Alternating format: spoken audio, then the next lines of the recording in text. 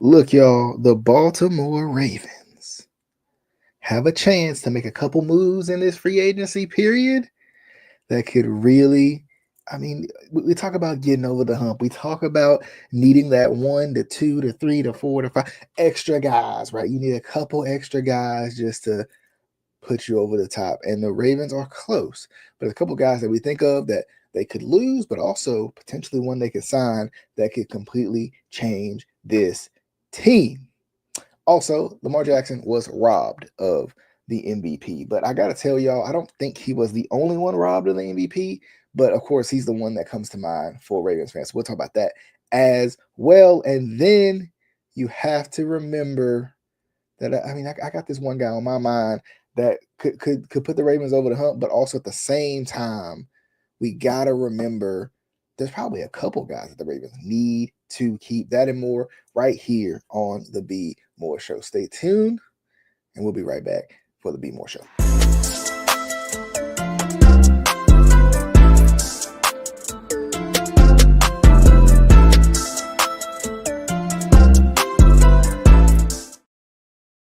All right, what's going on, my good people? We back once again to talk about these Baltimore Ravens.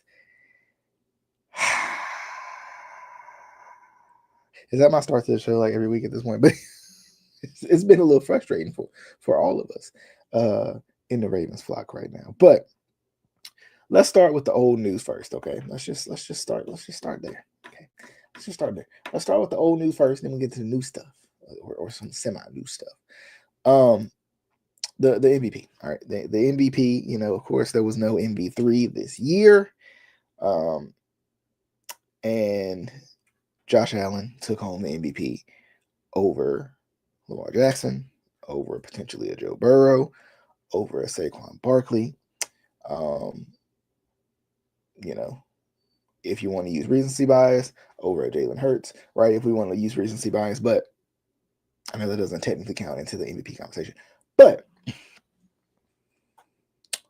I have my instant reaction. I have it recorded. I just need to put it together, and I'm gonna post it for y'all so y'all can understand my frustrations with the MVP in real time. Because I literally, I put out a tweet that I couldn't believe it, and that's literally all I could say at the moment was, I can't believe this. And what? That was like my literal reaction to the MVP going to Josh Allen. I was shocked, and like I told y'all, I think it was a gifted award to Josh Allen because he hadn't had one, because he hadn't been in that conversation. So I felt like realistically, I felt like Josh Allen was gifted that. I liked a tweet of a guy who mentioned pretty much the same thing. He was saying he was basically saying that it felt like Josh Allen was given this award because he hadn't won it before, pretty much. Like that was the biggest thing. Like that was his biggest takeaway was like, I kind of feel like Josh Allen was given, so I can find the video real quick. Hopefully don't mess everything up. But I kind of feel like Josh Allen was given this award just because he hadn't won it before. And, we talked about this on the show, how we kind of felt like that was a true statement. We kind of felt like that's what it came down to.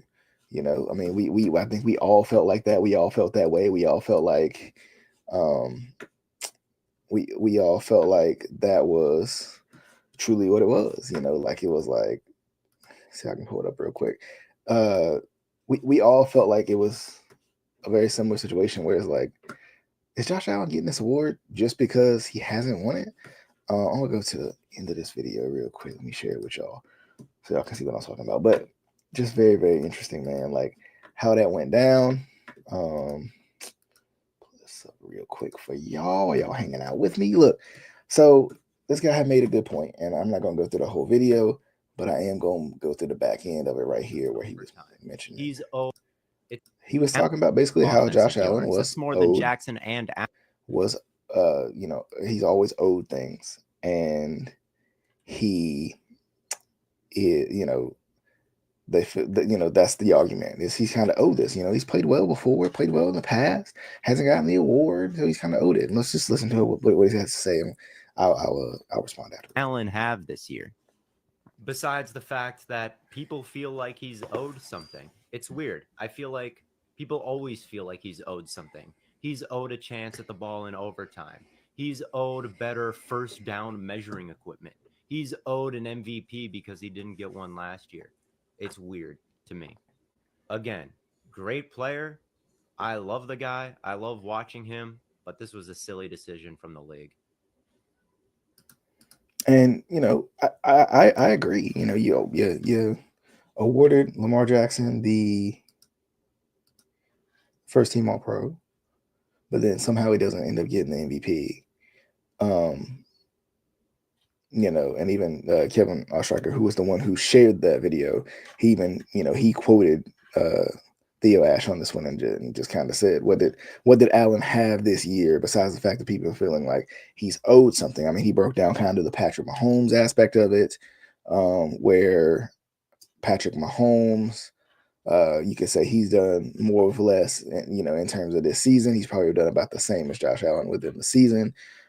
So, I mean, like I said, it was a very interesting video, but, he made a good point, I feel like, at the end as well, where he said, like, and I think we've all kind of felt this way, like, why is Allen owed something here? Like, why is it, how do you have one of your greatest seasons ever and somehow you don't win the MVP? Like, I mean, that's been kind of the biggest thing and the biggest thought process is like, how is that the case? How does it go? How does it go that way? And a couple of people had share this with y'all as well. A couple of people had mentioned Lamar Jackson having one of the best seasons of all time, right? From the quarterback position, from a position he was said that he needed to not play and couldn't throw outside the numbers, couldn't come behind, all of that good jazz. But pull up this tweet real quick so y'all can see what I'm talking about. That's too small. So y'all can see what I'm talking about. So Lamar Jackson had one of the greatest seasons ever and did not win any award. Not Offensive Player of the Year, not MVP. 119.9 passer rating, fourth best in history, 4,600 yards, 45 TDs, 1,035 rushing yards, first to throw for 4,000 and run for 900 yards. First quarterback to ever pass for 40 passing touchdowns and less than 5 TDs. Sorry, 5 INTs, I should say. But just interesting, right? Just crazy to think Lamar Jackson had his best season, his personal best season, and did not win the award. I think it's just crazy. It's simply crazy, and I don't really get it. But let's jump to the next topic that I have for y'all. So Myles Garrett, right? Yeah, Myles Garrett is wanting to be traded. He wants out of Cleveland. Probably wants to win. Probably wants a chance at a championship later on in his career. One of the league's best players for a long, long time. And probably just wants an opportunity to win a title. Now, I think this is one of those moves that could really elevate the Baltimore Ravens. Okay, I really do. I think this could really elevate the Baltimore Ravens because it's been a long time since the Ravens have had an elite pass rusher. And I can't tell you when, unless we want to go back to maybe T. Suggs, when the Ravens had a pass rusher quite of the caliber of Myles Garrett. I mean, Myles Garrett is not even just a pass rusher. He's a complete game wrecker. I find him very similar to like Aaron Donald, right? And I feel like, honestly, pairing Myles Garrett with Nnamdi Madubuike and those guys, and then even if you do put Van Noy on the other side, I think, depending what Clowney's doing out there this this offseason or whatever it may be, or whoever is out there pass rush wise. I mean, if the Ravens could pull off something for Myles Garrett, I think that honestly we could see some really big things from this Ravens team. Because I feel like realistically, right, if we want to narrow it down to probably the two biggest needs that the Ravens need, rebuilding that offensive line and an elite pass rusher. Because, as we'll talk about later on the show, even though you're losing some guys, you're losing some depth, you're losing some guys in the secondary, even still, you might be losing those guys, but we have to remember that everything is going to start up front, right? Everything is going to start up front. I mean, look at the havoc that the Philadelphia Eagles wreaked just from getting after Patrick Mahomes. And I think a lot of teams should be taking note of that. I mean, and we talk about another one of those teams that has one of the best offensive lines. So they're built in the trenches, even though, of course, they have a lot of talent overall. And I know I've been the guy to say, well, maybe we should go after receiver, and I'm still not going to step away from that premise. But I think priority right now, considering you have Zay, considering you have Bateman, and considering you got a couple of other young guys on the team that you could utilize in that wide receiver 3 spot, I feel like realistically, your best bet would be to shore up your offensive line, because it's obvious that the offensive line is one of the bigger problems. I mean, you got Linderbaum, of course, like we said, your mainstays with Linderbaum and Stanley, but then kind of you got holes where maybe you would put Macari. Of course, you got Rosengarten played well last year too, so you kind of got a big three in that aspect of things. But of course, Ronnie Stanley is a free agent, so there's another part of it there too that honestly kind of makes you think and makes you question what should you do if you're the Ravens. Because I mean, I think realistically, let's go down the list real quick of the 17 Ravens players that are set to be, or slated, as this article says, by Ravens Wire, to be free agents. All right. Let's look real quick. So let's pull this up here. So 17 players that are slated to be free agents. So you got Ronnie Stanley, unrestricted free agent, which I think honestly is the biggest one out of all of them. Patrick Macari, unrestricted. Patrick Ricard, unrestricted. Excuse me. Nelson Aguilar, void, which I don't necessarily see him coming back. Josh Johnson, unrestricted. Malik Harrison, unrestricted. Justice Hill, Josh Jones on the O-line, Brent Urban on the D-line, Deontay Hardy, receiver return man, Chris Board. The linebacker position, Ben Cleveland. Maybe could see him coming back. Brandon Stevens, I definitely think he's done. Trayvon Mullen, Bravion Roy, Kadir Holman. Tylan Wallace is another interesting one. I feel like Darius Washington, I definitely think we'll see him back too. I'm trying to see. Yeah, he's a restricted free agent, so it'll be a little easier to bring him back. Christian Matthew, Josh Ross, Rashad Nichols, Troy Swilling, Scotty Washington, Deshaun Manning. I mean, I really feel like realistically, the biggest ones is at the top, right?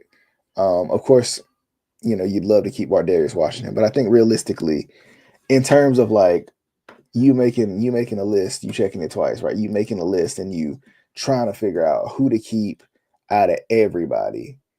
If we talking about having your main guys, I mean, I think you'd love to keep Tylan Wallace, but I don't know if you've seen enough out of Tylan Wallace to keep him around. Same thing with Ardarius Washington. I'm lying about Ardarius Washington. Definitely keep Ardarius Washington. I mean, he stepped up in a big way for you last year, so there's that aspect of it too. But let me go back up to the top. So, trying to some of the other important ones that were starters, potentially starters from last year, starters at times, at least from last year. Ben Cleveland, I mean, honestly, I just think Ben Cleveland's time here is done. I really do. Like, I just don't. I mean, if we think about it, the Ravens would be losing Ben Cleveland, Macari, and potentially Ronnie Stanley. I think, honestly, priority should be to try to keep Ronnie Stanley. Because Ronnie Stanley once again stepped up when he was healthy this year, and I think that could be a sign of things to come for him. I feel like Macari has shown to be a valuable backup, but I think that's about all he is. A guy you can put in whatever position you want to, but I think at least with Ronnie Stanley, Ronnie Stanley can line up against some of the best and still be very good. And I'd be interested too to see with Ronnie's injury history how many other teams would bite on Ronnie Stanley anyway, right? Like, I mean, Ronnie Stanley maybe without the injury concerns. Ronnie Stanley when him and Orlando Brown Jr. were battling for who was going to be the left tackle, maybe. And realistically, before the Ronnie injury, I think we'd have a conversation. But I feel like Ronnie's a guy you have to keep if you can. Like I said, I'm not sure about the cap numbers off the top of my head. Just getting my first look and knee-jerk reaction out of this. I mean, like I said, my thing is I think Ronnie Stanley is one of the bigger ones that I think would be kind of like a must keep if you can. I think Patrick Ricard is an interesting one too, because I don't know if I don't see the Ravens wanting to pay big money to Patrick Ricard to stay. But Patrick Ricard is a big proponent of this run game. And we saw even last year, the Ravens can do well with both, but it's nice to have Patrick Ricard out there. So maybe they can sign him on a decent deal. I think Malik is done. Honestly, Justice Hill might get him a good little payday from somebody else, to be honest, just because of the way he played this last season. And you would hope that Keaton Mitchell could come in, but I know Keaton Mitchell is supposedly not the best blocker in the world. So, in terms of the pass game, so I mean, but I think the Ravens have options. Like I said, I think realistically, if you write down your free agency goals, I think Myles Garrett is a big part of your free agency goals. I think Ronnie Stanley is a part of your free agency goals, like trying to make sure that you can lock him back up. Because I think him with Rosengarten and with Linderbaum, I think those three, they kind of hold up. Of course, Linderbaum being the main interior guy, and the two outside guys, I just think that they hold up the offensive line very well. And then if you can just find some really good guards to put in between them, I think you'll be amazed. I know Faalele improved. I honestly wouldn't be surprised if they give Faalele another shot at guard because he did improve. And he showed improvement and he showed some things. So we'll see. We'll see exactly how that goes. Honestly, I mean, I don't know. I wouldn't be surprised if they brought in a more pass first guy and let Faalele just run over people in the run game, to be honest. Now, I think the hard part about switching and swapping offensive linemen as quickly as I just mentioned is you kind of, you tip your cap a little bit in the same way with the Patrick Ricard being in a game type situation. You kind of tip your cap at what you're doing. And it'll be interesting to see as this offense continues to develop, especially with the run game of Derrick Henry and stuff like that. If Patrick Ricard is truly needed, I guess we'll see as the offensive season goes along. But I'm very interested to see how this is going to go. I'm very excited. I mean, the free agency and the draft and all that is always kind of fun because you just never really know what's going to go down. And it can always be a pretty pleasant surprise because, I mean, I didn't expect the Ravens to grab Tez last year. And I think a lot of us didn't even really expect Nate Wiggins, right? I mean, I think in our brains, we were like, this is the Ravens' move is Nate Wiggins, but realistically, there's other guys you probably could get that might be better suited for this team. I think, but like we said, Nate played well last year, but I think realistically, I think you sure of your offensive line. If you can get an elite rusher, I think it's gonna take a lot of the burden off of the secondary. The Ravens haven't had a really good, really elite pass rusher in a while. Like, I mean, we've had Kyle Van Noy come in and play really well. We've had Jadeveon Clowney come in and play really well. But as far as having an elite guy, I think if you're going to spend some money on some things, I think offensive line and defensive line, especially when we talk about edge rushers and stuff like that, could be big. I mean, they spent money on Nnamdi Madubuike, so to spend money on an outside guy would be nice, and maybe bring Kyle Van Noy back. Offensively, you spent money in the past on Ronnie Stanley, and I mean, you're gonna have to pay Linderbaum at some point, and Rosengarten, just coming on, going to his second year is gonna be interesting too. So, I think it would be smart to, you probably can get Ronnie on a little bit of a cheaper deal, of course, in his first deal, because of course his first deal was his first deal, so he got a lot of money out of that. But I think, this time you can bring him back. I think he likes being here. I think, I think the Ravens have shown or created some trust there too, because there's been plenty of times where the Ravens could have moved on. And they didn't, they stood by him. So maybe that loyalty will help a little bit too. I know it's about business and I get it, but maybe that loyalty will help a little bit too, and keep him in Baltimore as well. So it'll be interesting. I mean, let me know below what y'all think that the Ravens are going to do, because I'm excited to get into it definitely as we go along. But we'll see you guys on the next episode of the Be More Show. Hope you guys enjoyed. Remember that the Be More Show is on all major platforms, so be sure to check us out over there as well. But we'll see you guys on the next episode of the Be More Show.